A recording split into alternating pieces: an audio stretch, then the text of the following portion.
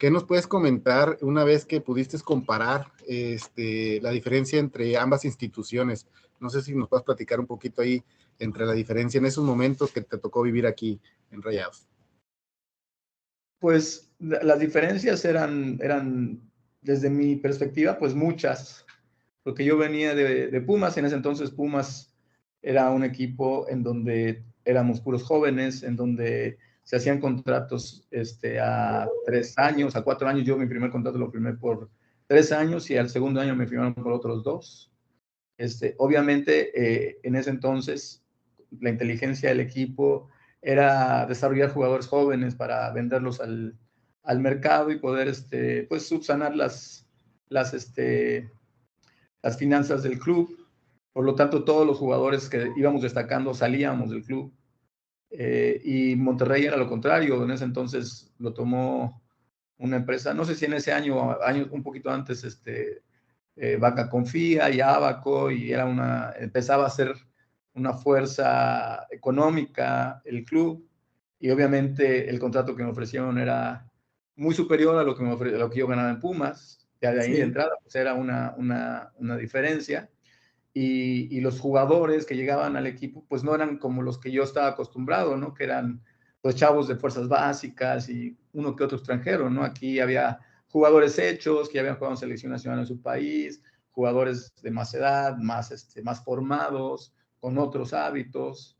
En fin, fue un encuentro, ¿no? De lo que es un equipo formativo, netamente un equipo con unos valores muy, muy especiales, pero que eran de ellos, ¿no? Que era del Pumas, ¿no? En ese entonces, y llegar a otro equipo que tenía otros valores, ¿no? Y que estaba en formación, porque a mí me tocó, te digo, un equipo en donde la mística estaba naciendo apenas, ¿no? Es decir, no es lo que es hoy, ¿no? En ese entonces, yo me acuerdo, una de las diferencias importantes que creo que me choquearon más, sí, desde el punto de vista,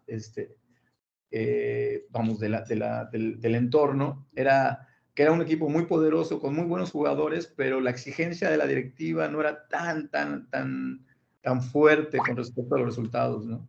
Me acuerdo perfectamente oír decir a los directivos que la meta del año era calificar a la liguilla. Eso era, hasta ahí cumplíamos, ¿no?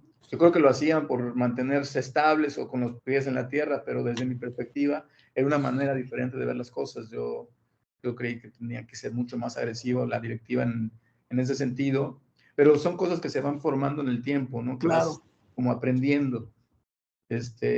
Y bueno, pues me fui adaptando, como bien lo saben, digo, hubo buenos torneos, en muchos de ellos calificamos, creo que en la minoría no, pero nos faltó esa parte en donde nos metiéramos una semifinal o una final, ¿no? Que era lo que todos, bueno, al menos yo internamente ansiaba, ¿no? De conseguir en Monterrey.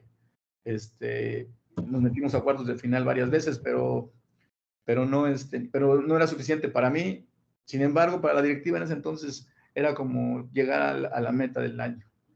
Eso era algo que a mí en lo personal no me gustaba, porque en Pumas no es que tuvieras diferentes metas, y siendo Pumas un equipo mucho más modesto económicamente, pero sí estaba clara la idea de que queríamos llegar a la final, ser campeones, ¿no? Y que sabíamos que era un proceso y que teníamos que luchar por eso.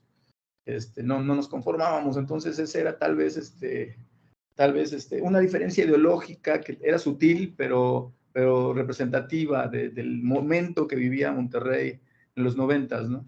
En donde tenía equipos que, en mi opinión, eran equipos muy fuertes, de muy buenos jugadores, muy poderosos, pero en donde el espíritu, la ambición estaba un poquito coartada. Esa era mi percepción. Sí, como que se pensaba, ¿no? No calificamos, pero ganamos el clásico. Ganando el clásico, ya estamos del otro lado, ¿no? La afición ya está en la bolsa. Pues, digo, yo no lo pensaba así. Tal vez había como esa psicosis general, ¿no? Del clásico, o vuelvo al mismo punto, estar en puestos de liguilla, en llegar a cuartos de final o al repechaje, cosas así, ¿no? Pero teníamos unos equipazos. La verdad es que había jugadores de un nivel extraordinario, ¿no? Me acuerdo. Incluso yo veo videos de ese entonces con con jugadores mexicanos, jugadores extranjeros de muy alto nivel.